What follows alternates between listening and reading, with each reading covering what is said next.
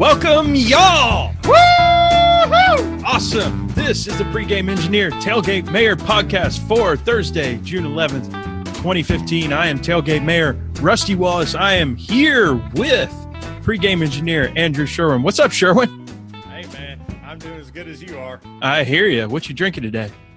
Looks like I got some more Jim Beam White Label. This time I got it with club soda and a little bit of lime. Well done. So cool story. My parents actually bought me for my birthday last year, and I'm talking about hitting the nail on the head here. They bought me a Beer of the Month subscription, and it ran out. My birthday's in July, so it was a 6-month deal. It ran out in January. And I've had this one Saison sitting in the back of my fridge since January. Decided to bust it out ahead of the podcast today. And I drank that before the podcast started. So, oops. And now I'm into Jim Beam Black Label mixed with a little bit of, actually it's Diet Coke right now. I'm training for some hiking that we're doing later on. So I'm going the diet route. So that's where I'm at. Hey, Sherwin, we've got new microphones, huh? We've actually invested something into this podcast. We're like, between you and me, like $120 in or something. How about that, huh? Yeah. Well, I thought it was really cool that you decided to go ahead and buy one. So I thought, well, I might as well reciprocate because after hearing the demo online that you gave to me or you passed to me, I thought that the audio quality was worthy of the expenditure. Yeah. And of course, we can hear each other belch and fart and make all kinds of noises now, so we're going to have to be careful of that. But so be it. Absolutely. The rattle of the ice in the glass is actually kind of soothing. Oh, yeah. That's light when I do that. So we were somewhere Tuesday. Where were we at, Sherwin? Well, we went to a bucket list event. Especially because it was at Bobby Dodd Stadium where Georgia Tech plays football. The Rolling Stones came to town. Yeah, buddy. I got to take my mom and dad, and I never anticipated how excited my mother would be to go and get to see an event like this live. And so I was just thrilled to death the entire time that they were with me and I got to be with them. It was really cool. We all met up beforehand at Cypress, I think, which is a great bar. It's actually been on Food Network before. I don't know if it's that Guy Fieri show. What is it? Diners, Drive-Ins, Dives, or something else? But bars. Yeah. They've been on TV before. That place is awesome. Serve $3 420s. 420 being a local brew here in Atlanta, and we got a little sideways on them 420s, huh? Actually, not 420. Yeah, I'm lying. It's actually the IPA, Sweetwater's IPA, which is fantastic. It'll get after you if you. Yeah. Tell me about it. We were loaded up before we were all, as Paul Johnson would say, we were all gassed up before we went to that concert. No doubt. So let's get this thing kicked off. As usual, our first, and it's starting to become one of my favorite sections now. I don't know why self-deprecating humor is so good here. But we make mistakes, and last week we made some mistakes again, and we're going to make some mistakes this week, I'm sure. But my favorite part – I shouldn't say my favorite, but one of my favorite parts – I really like how this is going out – is mistakes we've made. And last week we said we needed some sound effects to make this happen. I don't have a soundboard or mixer yet. That's 2.0 when we start getting a few more subscribers and everything. So right now I'm just going to say mistakes we've made, and there we go. There's our intro for this. So I've got 2 of them this week, Sherwin. Last week, I said Kurt Busch dominated the race at Atlanta in 07 or 08, and I couldn't remember. It was actually 2009. It was a Cobalt Tools 500 back in the spring of 09. So I don't know if that means time flies or time is slower than I think, or I don't know how to calculate that. That's a lot of math for me, but it's that's the race that he actually dominated at Atlanta that we were talking about when we were talking about the aero and everything else and what we can do. So that was that. And then something I think I baited you into a little bit because you said the same thing. I said at one point Twitter has 140 words. I said something like, it's hard to express all that in 140 words. Well, if you had 140 words, you'd have a lot more room. But 140 characters for those of us who are pedantic. So that's my mistakes, man. How about you? All right. So one of the things I made a mistake about it concerns the driver council. You had asked me what that was about and what the content of the meetings were, and I said that it was focused on tires and schedule. And the reality is it was actually focused on safety and schedule. So I was 50% right. So give me some credit there, I guess. Yeah. What did they say anything about safety, or did they come back with anything about safety? I don't remember. There's really not been a lot of results as a part of the discussion. I think they just wanted to announce that we've got this thing going on. We want to engage a smaller group because we think it's more productive. And we talked about it on the last podcast too, that we also thought it was more constructive to have a smaller group. I think that right now the feeling about it is positive from all angles. It's positive from NASCAR, it's positive from drivers, and it's positive from the media. Yeah, I hadn't heard anybody complain about it. So what's up? I think you've had some feedback recently about the podcast and wanted to address it right here. What do you think? Absolutely. So received from some really respectful, positive feedback from a reputable source that perhaps in our launch of this podcast that we went at it in an approach that could have been received as we're here to just trash the sport. And that's not what we're here to do. No. And I also received some personal negative feedback from a source that I have no respect for that I am too critical of NASCAR on Twitter with my personal account. And my response to that was basically, there are a lot of people that are giving positive response to things that go on NASCAR. And I think on this podcast, for sure, we give positive response. Mm-hmm. I think overall, this podcast has been quite positive, at least in NASCAR's framework.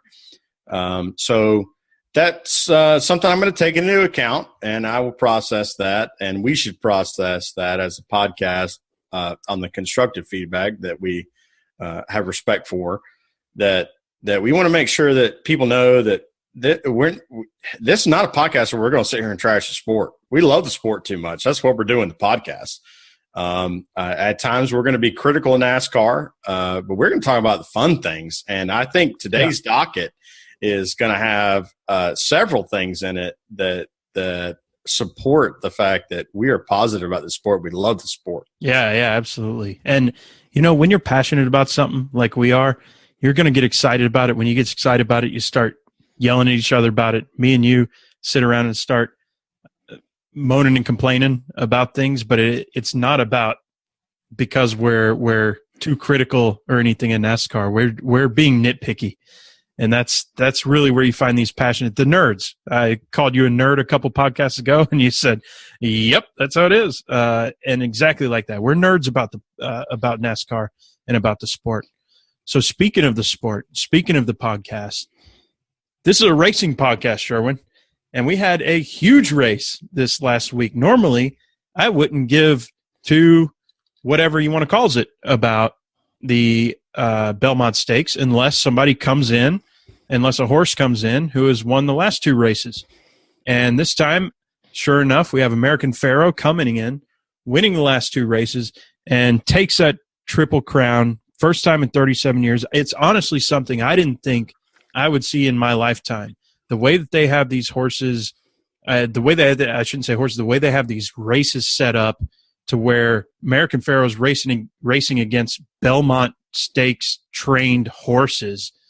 I didn't think we'd ever see a Triple Crown, and I am really happy that not only did I see it, but I saw it at a venue/bar in Atlanta. It's called Vortex. If you hadn't been to Atlanta, look up Vortex Bar. Funky place, really cool. And everybody in there was going nuts when they came around what I'll call turn 4. I don't know if that's what they call it in horse racing. They came around that final turn, down the last straightaway. Everybody in the bar is going nuts not because they care about horse racing necessarily, but because they understand what this means in terms of sporting greatness. So I was really excited to see that. How about you? Well, I guess I'm thankful for my dad at a young age instilling in me that you watch the Triple Crown races. I think that's because in his lifetime, I think he got to see maybe 4 or 5 Triple Crown winners, especially in the 70s. There was 3 out of like 8 years. It was 73, 77, and 78. Got to see the Triple Crown winner. And I think you're dead right. Belmont in the last 20 years has been a ringer race where half or more of the horses that are in the race don't even run the Kentucky or the Preakness. Yeah. And so to see, it was so cool. I mean, I was in a small Irish bar in the Vinings, and they didn't really, the crowd wasn't there. It wasn't like let's go to this bar and watch the race crowd, but people were standing, and while it was happening, we were cheering. And when they crossed the 4th corner pole, and American Pharoah was still in the lead, and he was he wasn't really pulling away, but he was maintaining his distance to the crowd. Man, I got goosebumps then. Oh, yeah. I got goosebumps halfway down the final stretch, and I got goosebumps again when he won. It's just a cool thing. Like, I have no analogy for other sports for what that win means for American Pharoah and his. We have the Grand Slam in golf, we have the Grand Slam in tennis, but nobody ever. I mean, it's hard, it's so hard to win you don't see it. You hear of career Grand Slams, but this being something that is not only achievable, but only achievable in a matter of decades. That's really cool that happened. Yeah, you know what? You just said that. A great analogy would be that if somebody won the Masters and then the U.S. Open and then the Open Championship back to back, that would be the equivalent, because I don't know that we've seen that in our lifetime. Maybe Tiger Woods did it. I don't think he did. I think he won his. He did it across two different 2 years. Yeah. Well, and the PGA is the 4th one in there, and the PGA is the one we overlook the most. But I don't know that there's been anybody do that. And in tennis is another great analogy, because the French is on clay, and then you got Wimbledon on grass, and then you got the U.S. on hard court, and those are 3 really different disciplines for that sport. And so those are probably the best analogies we have in professional sports to the Triple Crown. Except Triple Crown actually happened. Except for the Triple Crown actually happened. And what a cool thing. And you realize how much they can monetize. Yeah, no kidding. Oh, my gosh, the money that's going to be spent acquiring sireship from American Pharoah. Mm-hmm. All right, so the next thing I want to talk about is, and I'm jumping in here as the host for the first time. It's get after it. Unfamiliar territory for me, but I'm going to try to give it my go. Rusty, what I'd like to talk about is we had a really interesting situation in qualifying at Pocono, where we had 2 rounds go off just like normal, and then we had guys wait to the very end, the very last second, to try to go off pit road. But then we had a championship caliber driver spin and cause a red flag that prevented about 5 or 6 cars of the 12 to go out. And I had an interesting correspondence on Twitter with a radio personality on Sirius XM for NASCAR that it kind of gave me the mouth breather response, assuming that I was an idiot, that oh, well, they didn't have to wait till the end to go out. And it's like, well, clouds, anything like that, anything that might cool the track would give the driver a 1 to 2/10 advantage. So they're going to wait till the last minute to go out, because, as we're going late into the afternoon, temperature is cooling. There is opportunity for clouds to cover the racetrack, which is going to pick up speed. And he gave me the response that, oh, really? They're going to wait to go out because they might gain a 10th because of cloud cover or the track. Yeah, well, where did they just do that at? Yeah, and it's like they spent 5 minutes talking about it at Dover, where a cloud rolled over the racetrack. We heard the spotter of our driver talk about how everybody picked 2/10 up when the cloud came over, and it lasted maybe 5 minutes, maybe. So it's like, dude, I understand that you get interaction from a lot of dumb people. There's a censorship. Mm-hmm.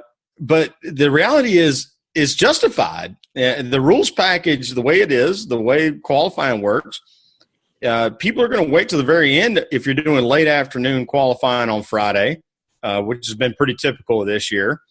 There's no reason to go out early and have to come in and potentially cool off for 7 to 10 minutes because it's hard to do that. Yeah, yeah. And look at these guys were trying to cool off too. You saw Brad Keselowski do it. He ran like a parade lap at the I think it's in the second round of qualifying, or maybe whatever the penultimate round of qualifying was. He ran just a parade lap, just trying to keep his car cool. Other guys, Kevin Harvick and the rest of them, they weren't even coming up to speed until they got to the end of turn 2, so that they could come out of turn 2 into 3 and come around for their qualifying lap. But they were just trying to keep the whole thing cooled off. So it goes to show the different strategies there are, and that having that cool car really makes a difference there.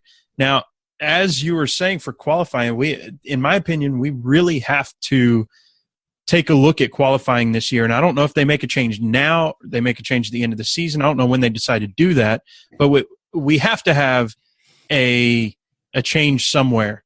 Recall back in Atlanta, you and I went to the Atlanta race back in February, freezing our butts off, but we were there, and part of the reason that we were at qualifying was to see Jeff Gordon do his last qualifying effort at Atlanta Motor Speedway. Well, guess what? We didn't get to see that. Why? He was still going through tech at the time.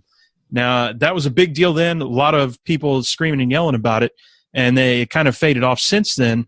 But now that we have another thing come up, Denny Hamlin spins with, like you said, 39, 40 seconds left, whatever it was. There was 5 people or so who were not able to even take a lap after that because they were waiting on that. We got to do something about that. I don't know if that means give them another minute, give them whatever they need there.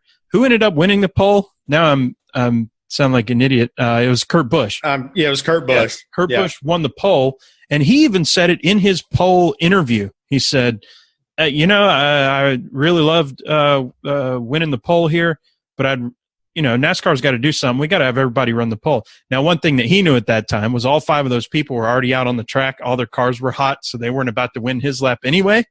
But he makes a good point that we should really have everybody running it. So between Jeff Gordon's lap in Atlanta and what's going on here where, hey, we still had 39 seconds left. Should we do it like basketball where you got to get the shot off before the clock ends? Maybe come across start finish before the clock ends in order to make your lap, or what? I don't know. Well, they already have that, and that is the rule: is that if you cross a start finish before the black/red flags are thrown, your lap's going to count.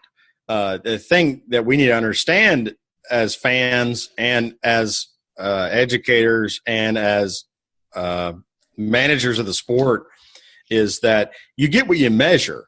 And if the teams feel like it's worth the risk, once they get in the top 12, if it's worth the risk that if Hamlin spins, you don't get your lap and you have to fall back to your previous time, then you end up with what we have.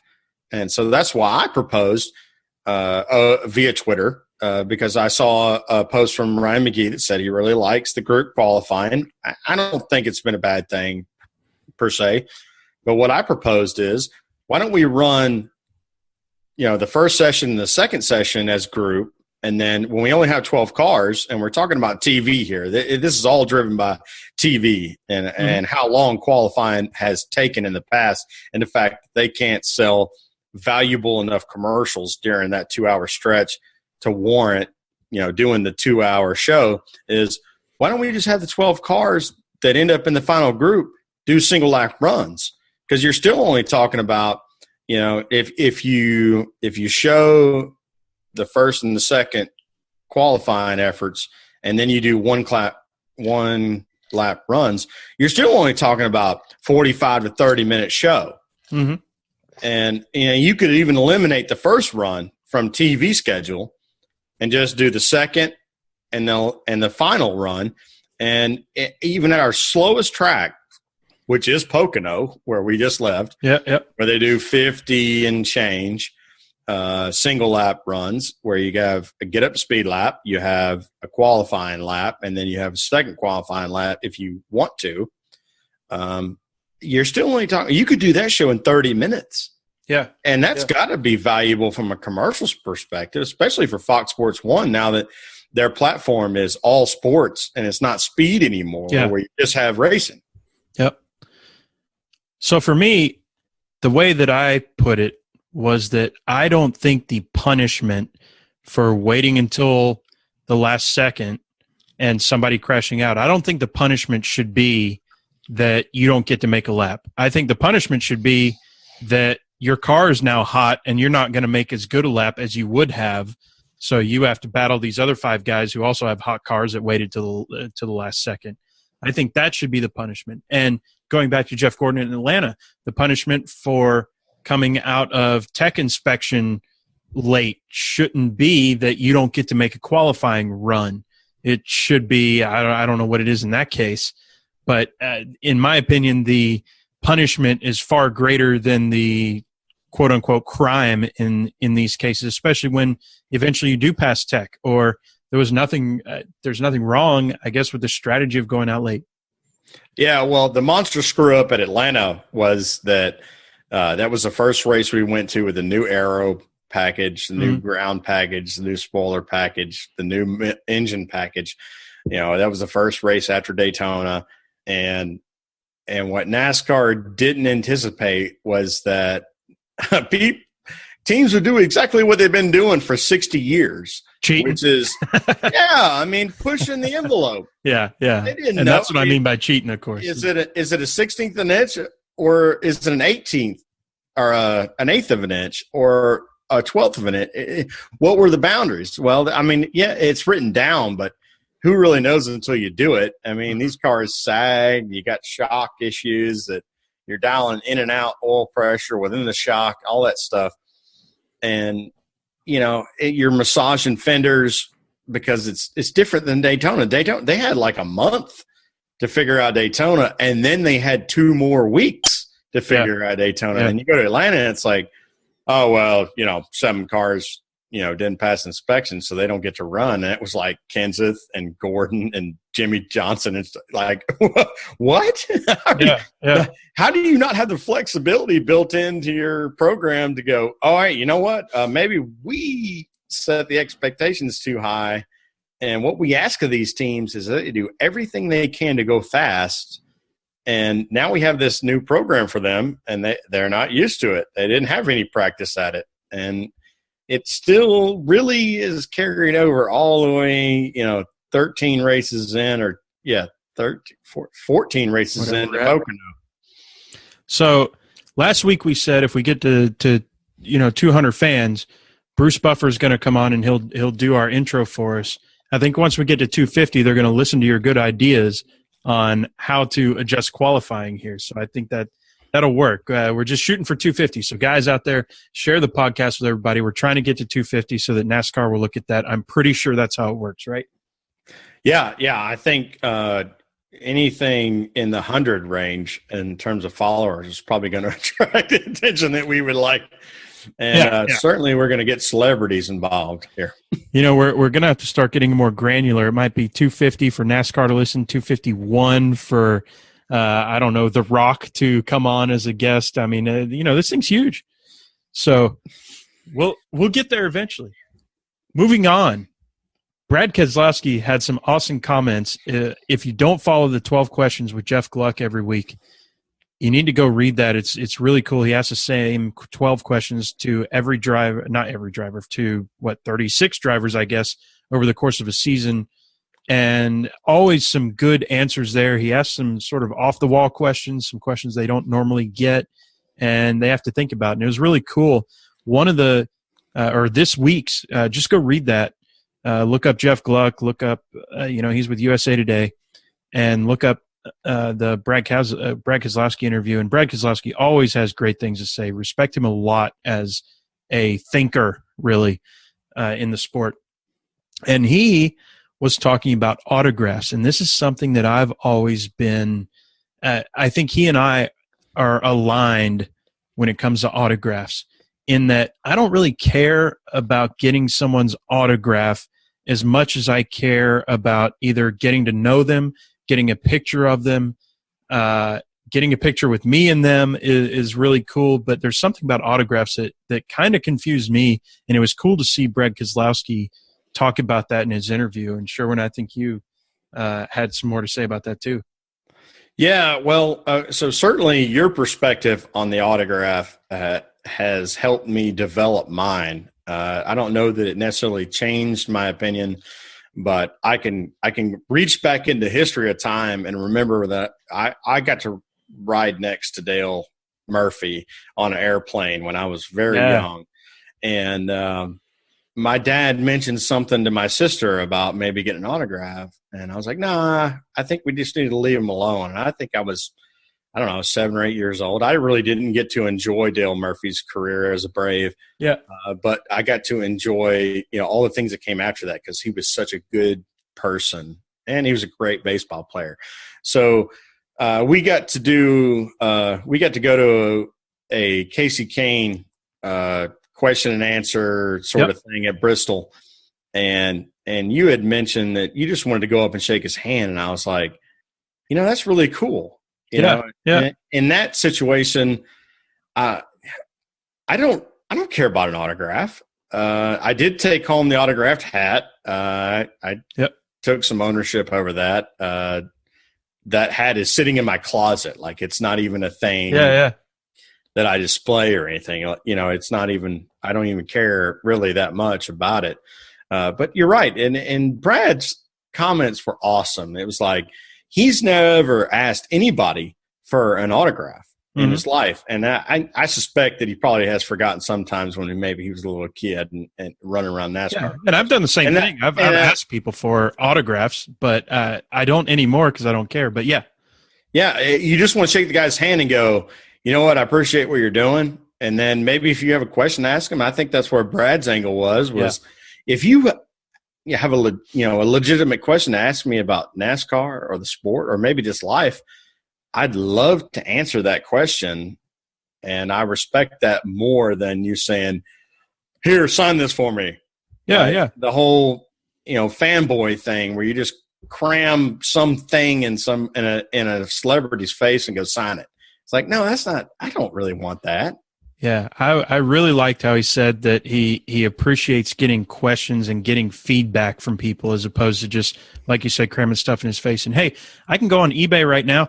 I can buy any Casey Kane autograph thing that you can think of, whether it be a hat or a shirt or a poster or whatever. I can't go on eBay and buy a handshake from Casey Kane, which I got while we were at Bristol. And, hey, guess what else you can't buy? What was the handshake that we got back in Bristol just a few months ago? Oh, yeah, Bobby Allison. Holy Allison. We were sitting there at the tweet up, and this old guy rolls up in the cart, and I elbow Rusty and say, dude, that's Bobby Allison. And like the Bobby Allison. Yeah, and between getting goosebumps, peeing myself, and all the rest of it, we finally get up the courage to walk up to Bobby Allison, and we're behind, like we just been talking about, 20 people in line to get his autograph on something, and me and you walk up, not even picture or nothing, just say, hey, Bobby, how's it going? I just want a handshake from you, man. I really appreciate what you're doing. And unlike all these people with the autograph, he flashes this smile with, I don't know if he's got fake teeth or whatever, but they were perfect teeth, and said, it's good to meet you guys. All right. And that was, I'll take that to my grave. Yeah. Well, I mean, Rusty was trying to set up to take a picture, and I was so not worried about getting the picture that I just shook Bobby's hand and said, hey, man, you're awesome. I appreciate it. I understand what you did for the sport. I'm glad to shake your hand. And he smiled, and then it was over, and Rusty's like, I didn't get the picture. And I'm like, I don't care. Yeah. I have the memory now. Yeah, exactly. We shook hands with Bobby Allison. We shook hands with Casey Kane. So that's really cool. So breaking news, Sherwin. We just saw this on Twitter just prior to starting this podcast, that the Phoenix Fall Race, they are renaming the track for one race only to be the Jeff Gordon Raceway. Now, I really like all the tributes and everything they're giving to Jeff Gordon. This one, as Matt Weaver said on Twitter, was kind of jumping the shark, don't you think? I believe so. I think it's a little bit much. And if y'all don't follow Matt Weaver, he's at SBN Matt Weaver. He's a grassroots reporter, just graduated from college down at South Alabama in Mobile, and he does a great job. And he does a great job of representing a grassroots perspective on all of stock car motorsports. And I think he's absolutely right. I think we definitely jumped the shark. If we're going to rename Phoenix, like, why not just have the race be the Jeff Gordon 400 at Jeff Gordon Raceway here in Jeff Gordon, Arizona. I mean, however many kilometers we're going to run, because that race at Phoenix, they tend the title distance is in kilometers. Yeah. They say call it a 500, but it's 312 laps on a 1 mile track. So I don't know why they bother with that, because I don't think we have enough metric followers to be worthy of that. Let's just rename the metric system to Jeff Gordon. Right. We got the Jeff Gordon system here. There's 10 millimeters per centimeter, 100 centimeters per meter, 1,000 centimeters or millimeters per Jeff Gordon. They didn't trick me up. The point is, we're running the Jeff Gordon 500. We're going to do 500 in Jeff Gordon's at the Jeff Gordon Raceway here in Jeff Gordon, Arizona, USA / Jeff Gordon. So, yes, jumping the shark a little bit, I think, is the right call right there. Let's keep it respectful with the presents and gifts that he's been given. I think it's been respectful up to this point. Now it's kind of like, oh, what is that? But you know what? I'm going to go into that race, and I'm just going to get excited. You want to call it the Jeff Gordon Raceway? Fine. Let's get excited for it. And he better win is all I got to say. Absolutely. I mean, I'm going to be just as excited as I normally would be for that race, especially considering where it falls in the chase and the new elimination format we have. But, I love Jeff Gordon. I don't think you have to go to this length to celebrate Jeff Gordon. Yeah. Let's talk about last week. Last week, and I'm going to start with the trucks, and I saw something that I really liked, and I didn't prep you for this topic beforehand for a reason. I wanted to get your candid opinion here. I really liked two things. Number one, was it last week or 2 weeks ago that you and I talked about how we wanted the vehicle to be more than the track can handle. That way we get more driver talent in there and more strategies in there early on in that race. Now, just so everybody knows, at Texas, the truck guys try to go wide open all the way around, right? It's like Daytona or something. They're wide open all the way around. But if you have just one minor mess up there, if you just don't hit your line by probably a foot or 2 feet or whatever, you're going to get squirrely. And that happened to Eric Jones early on, and I actually got excited. It was too much for him to handle early on for the line that he was running. Matt Crafton passes for the lead. Jones fights back in a matter of 10 or 20 laps and gets the lead back. Now, eventually Eric Jones had a battery problem or something like that, but it was racing that I really, really enjoyed watching. Was these guys going on the edge of between what they can do, what their truck can do, and what their competitors are doing with them. And I thought that was just a really cool that. And folks, that's how people talk about, well, the first 100 laps or the first 400 miles I don't care about. I watch the last 100 or I watch the last bit to see what happens. This is why I watch the rest of it, to see this kind of racing, to see these guys on edge and picking up those positions. So that's number one. And I'm going to talk here for a little bit, and I'll give you a chance in a second, Sherwin. Number two, I really liked, and maybe this is something we finally disagree on, I don't know. I really like tire fall off. They were going 1 second slower after 10 laps, and that introduces an amount of strategy that I really enjoy, which is, do we pit now? Do we pit later? Do we stay out on the track for a couple more laps while these guys are making up a second a lap, or do we go ahead and go in? it does take away kind of the 2-tire stop. Nobody's going to stop for 2 tires. You're going to get 4 every time. But I really like to see the tire fall off. So, number one, between the powerful trucks that we saw against the track that they were on, I really liked how that was on edge. And number 2, tire fall off on the truck series. So, Sherwin, your thoughts? So what I would say is truck race at Texas was awesome. Yeah. I probably can't go into great detail about this, that, or the other per lap.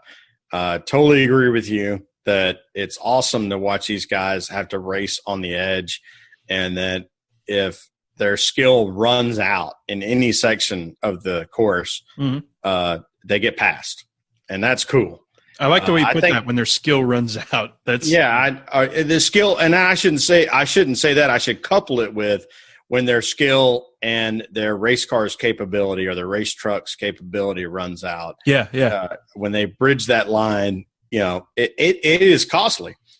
Second thing is, I am 100% in agreement with you about tire fall off. I never want to see a race where you could even consider taking 2 tires. That's why we love Atlanta so much. There is you race 8 green laps at Atlanta, you're not taking 2 tires. You can't. And there was a few races at Darlington after they repaved where it was like, people are taking 2 tires at Darlington? What the heck is going on here? That's done, thankfully, because they put normal asphalt down. There's only a few racetracks where that's going to happen now. And, we just saw one of them at Pocono where they put that crazy asphalt down. It's like, even under those harsh winters, the tire package that Goodyear's bringing in order to withstand those long straightaways and those sharp, harsh corners, they still can take 2 and you can be fast. We saw that. Charlotte is the worst case scenario for that. But having to take tires brings in a whole new, golly, I'm fumbling over this, the setup. What you have to do to the chassis, whether or not you're making wedge or track bar adjustment. Now they can make track bar adjustment on the fly in the car. I think that's pretty cool. Yeah. But the wedge adjustments you have to make, and to make sure your track bar, or not your track bar, but your splitter's not on the track, all those things. If you're on a track where you can take 2 tires, you have to take that into play in the setup. And I just don't think it makes as good a race. It just doesn't. It doesn't seem to, not from watching it on the television. Yeah, and like I said before, I like gambling. I like to see guys who take 2 tires and see if they take a chance. In this case, you don't have the choice of taking 2 tires, like you said, and I'm actually okay with that, and I can deal with that because of just the great racing that we saw there. Sherwin, let's wrap this thing up, starting with our last week and this week. Last week, Pocono and Martin Truex Jr. I'll let you have this one. Because, I'm getting goosebumps talking about it. It's really cool. Well, I think it would be funny to mention the fact that over the past 3 or 4 years, you and I have texted back and forth when Martin Truex has had some sort of issue. And we said, remember when Martin Truex was good? We definitely texted that. In 2006, when he was with DEI as a rookie, he won a race and he made the chase. And it was like, Martin Truex is the deal. He had won nationwide. At that time, it's Xfinity now, but at the time it was nationwide. He'd won 2 years in a row, which previously the last person to do that was Dale Earnhardt Jr. No, I take that back. It was actually Brian Vickers, but the last 2 guys to do it were Brian Vickers and Dale Earnhardt Jr., and they were doing it in similar equipment because Dale Earnhardt Jr. did it in DEI equipment, and Brian Vickers did it in Hendrick equipment, and Martin Truex did it in DEI equipment. And at the time, DEI has still had a lot of momentum. They had just come off Junior winning 6 races in 2005. They had a lot of things going for him. We're like, well, Martin Truex is going to be the thing. And then he went through this drought. And then all of a sudden he pops up on Michael Waltrip Racing's radar, and he wins a race at Infineon. Has all that crap that goes down at Richmond and it was really all caused by the leaders of the team. Clint Boyer ended up catching the largest ration of crap over it because he was the one that did that spin that caused the caution. And would have put Truex in the chase. Yeah. So then, Kurt Busch has a great run with Furniture Road Racing out of Colorado, which is different to begin with. But then Martin gets signed to that car, and it's like he's been bullet fast from day one. They've nailed that setup, and they have a relationship with Richard Childress, which is interesting because Richard Childress Racing really ain't doing that good. Their satellite operations arguably might be doing better because they've got Casey Mears, they've got AJ Allmendinger, and they've got Truex accompanied with that deal. And he's done something that only like 3 other drivers have done. Him and Kevin Harvick have gotten 12 of 13 races to start a year top 10s. And the only other guys that do that is like Richard Petty and like I don't even know who. I can't remember who the other guy was. You're talking about stars of the sport. So for him to win, and you could couple that in with Sherry Pollock. Knocked my mic over. We're back. Hey, that's real people using real equipment here. Yeah, and Sherry Pollock is Martin's longtime girlfriend, and she's been fighting cancer for 2 or 3 years now, and the amount of emotional resolve involved in that, and it carries over to me. I get teary-eyed when I see the walk for charity they do. They have a fashion show they do that's all about kids trying to fight cancer. If you can't get behind that, what the hell can you get behind? Yeah. So to see him win it's absolutely fantastic. I thought it was perfectly fitting too. If you follow NASCAR Chasm, and y'all, you have to follow NASCAR Chasm. It's spelled exactly like it sounds, NASCAR Chasm. It's supposed to sound like sarcasm or something. He's actually a really cool guy. Sherwin and I have met him before at some of these tweet ups. But I think he won.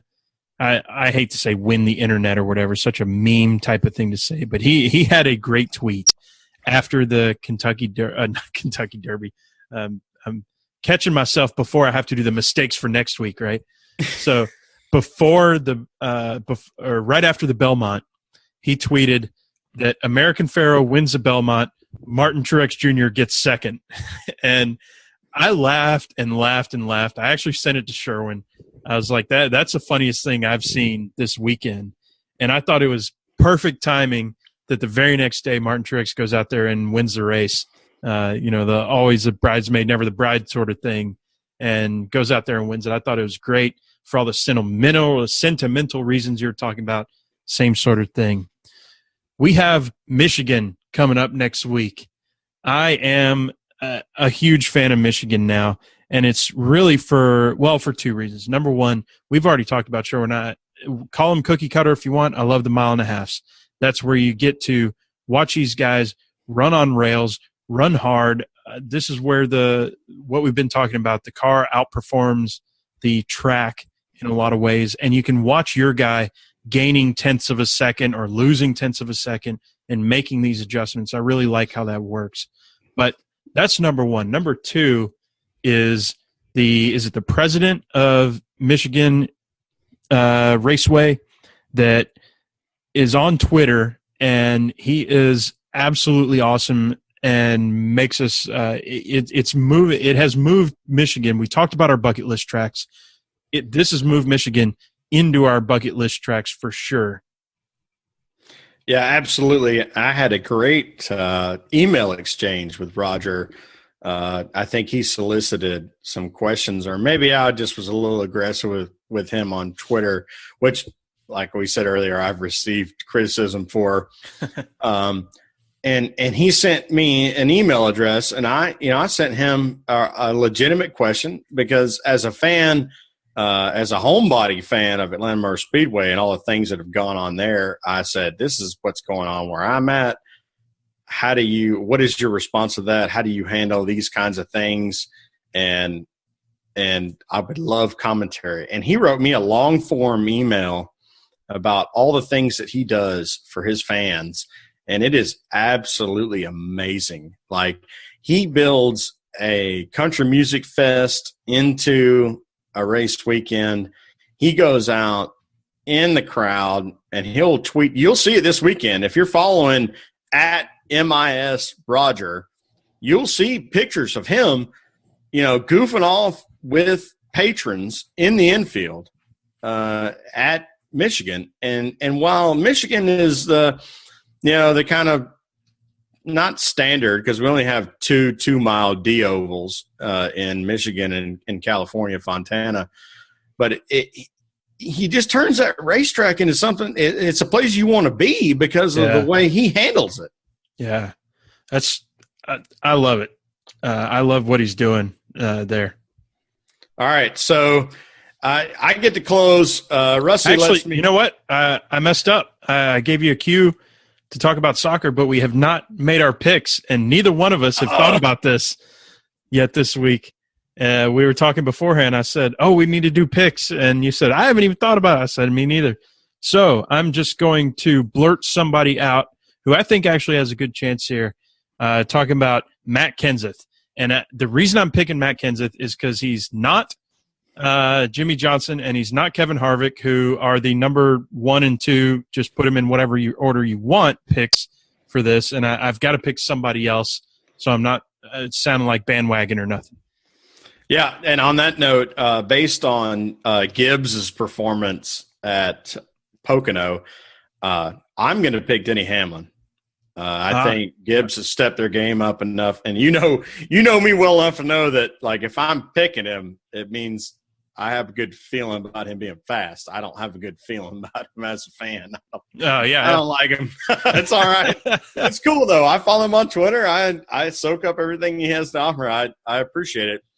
I'm glad he's on the fan council or the driver council, but I just kind of feels like a Denny Hamlin kind of weekend, this track. And should I segue to soccer now?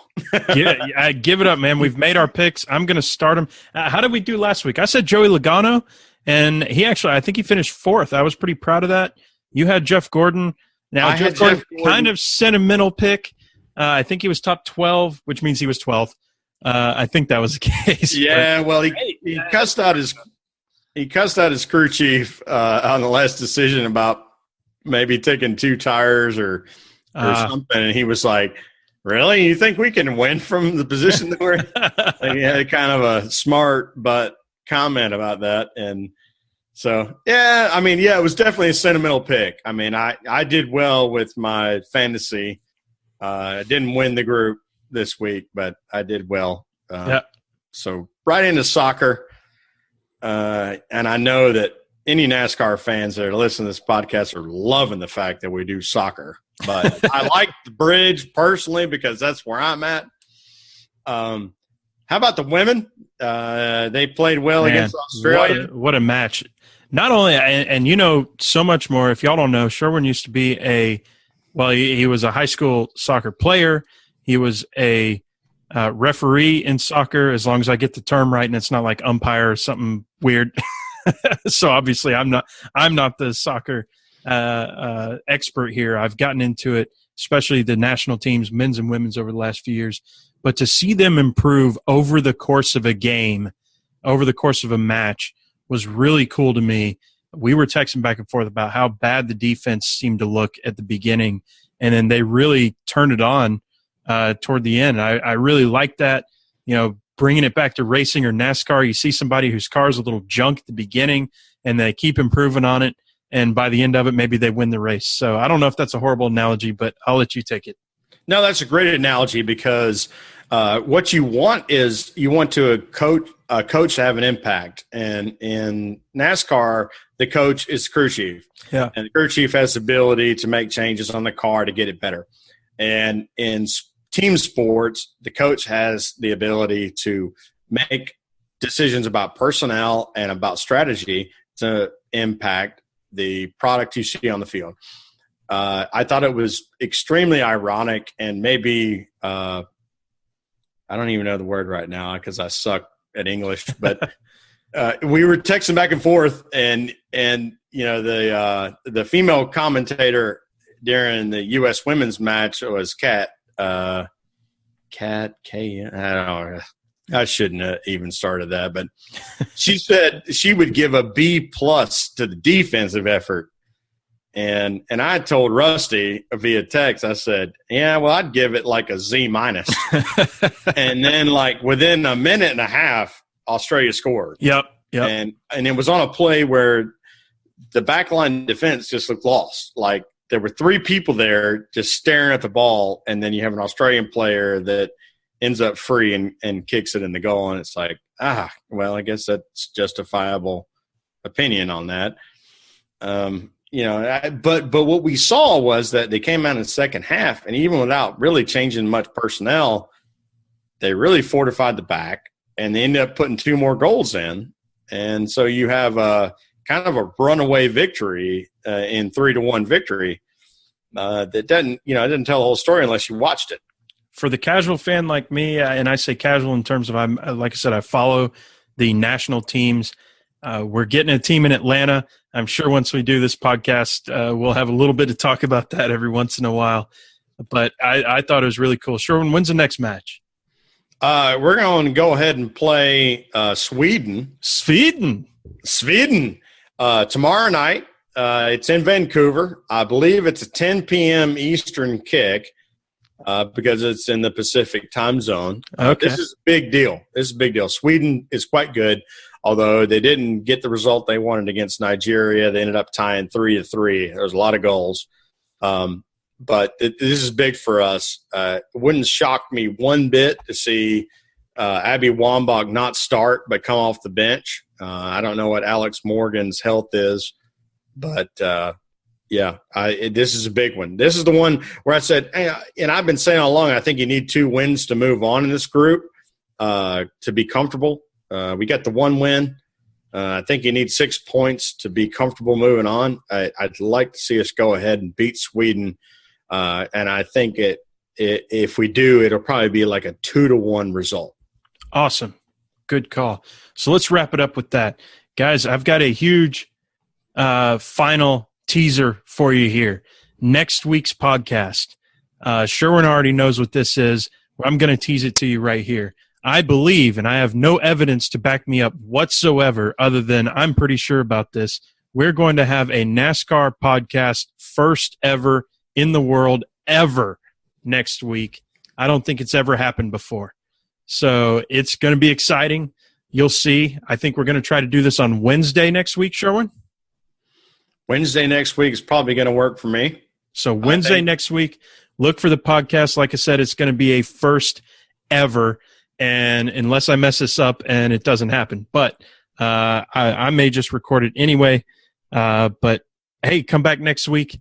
Stick around for the first 5 minutes. You'll hear the first thing ever, and then you can turn us off, But at least we'll get the download, right? Oh, wait. One more thing. Go for it. Sorry to drag this out. We talked about the women's soccer, but there's a lot of momentum with the men. We beat the Germans. In friendlies, we back-to-back games. We beat Holland and we beat Germany. And I understand that most people will be skeptical that we played our A's against their B's or their C's. But both of those teams are getting ready for the Euro Cup, which means they likely played half of their A team in both games, and we beat both of them. And that is absolutely fantastic. That's great momentum for American soccer. Awesome. Well, hey, America, guys, that's, American soccer is as American as NASCAR is. So keep your eye out. If you don't watch a match, at least follow along. And we'll talk to you all next week. Sherwin, say bye to everybody. And next week, hey, huge teaser again, first ever. All right. So I want everybody that's following the podcast to follow the podcast Twitter handle, which is at all caps PETM and then lowercase podcast PODCAST. And then my own personal Twitter handle is capital PRE, capital GAME, capital ENGNR, pregame engineer. And Rusty, pregame engineer minus a few vowels there. Hey, I'm Tailgate Mayor. Tailgate Mayor, spelled exactly Tailgate Mayor. So, hey, we'll talk to y'all next week. Again, first ever in the history of NASCAR podcast. Sherwin, we'll talk to you then. All right, bud. Let's do it.